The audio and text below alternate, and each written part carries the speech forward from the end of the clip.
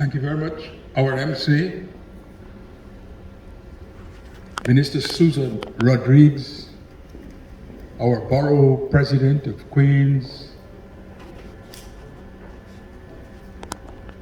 the State Senator, Ms. Prasad,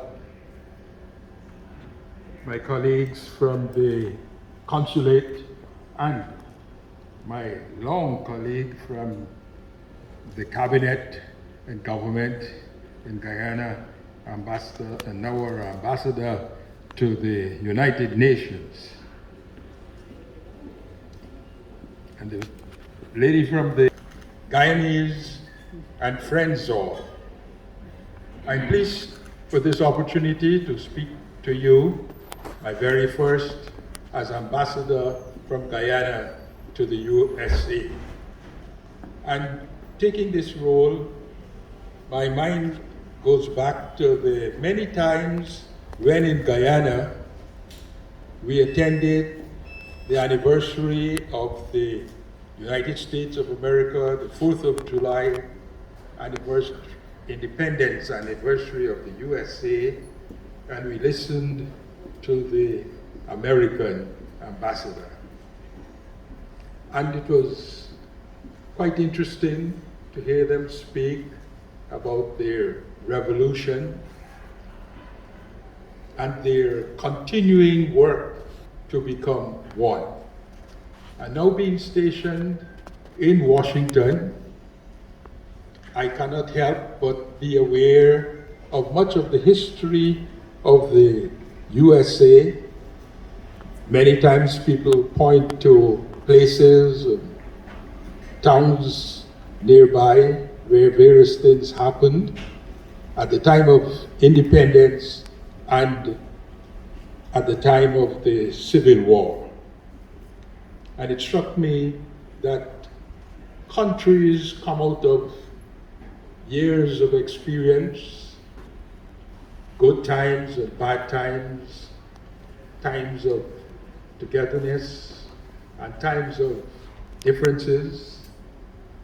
And I can see that we in Guyana have had similar things happening to us, even though we're less than 1 million, and we speak of a country, the USA, your new home, as a country of over 300 million now, and still the most powerful country in the world. And yet still I can see similarities.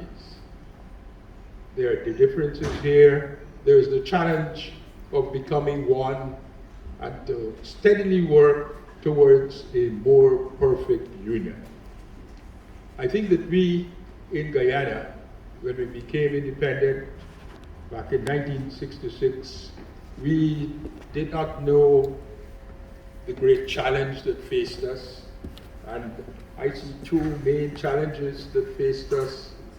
The challenge of becoming one from our 6 peoples, and the challenge of developing our country. Until independence, we may say that Guyana was being developed, but being developed by others in their way of thinking, and maybe for them. But on becoming independent, the development of Guyana became our responsibilities. It has been challenging all the years to now. We have been short of material things, money, but as our ambassador to the United Nations has just said, has pointed to, we've had a turn for the better with the prospect of significant income coming from the exploitation, the development and production of petroleum from off our shores.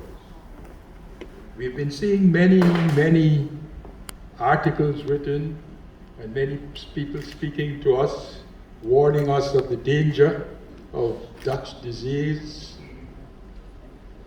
But I think the answer to counter that is for us all to see this benefit as challenging us to become better people, to become more responsible people, and that is what our government is working at health and education, so that each generation of Guyana becomes more capable than the one before, and working at infrastructure so that we see the developments in our country as you see out here. I think we are on a good road. Some people may have been dismayed by our troubles so far, and particularly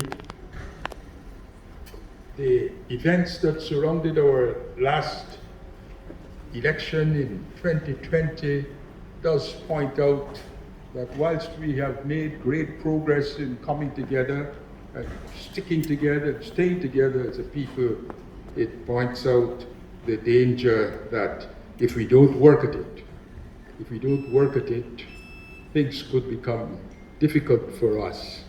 And therefore, I would like to draw to our attention our President hosting and bringing together all our various religions in Guyana for a day of common prayer and fasting, and calling on us all to lift up each other.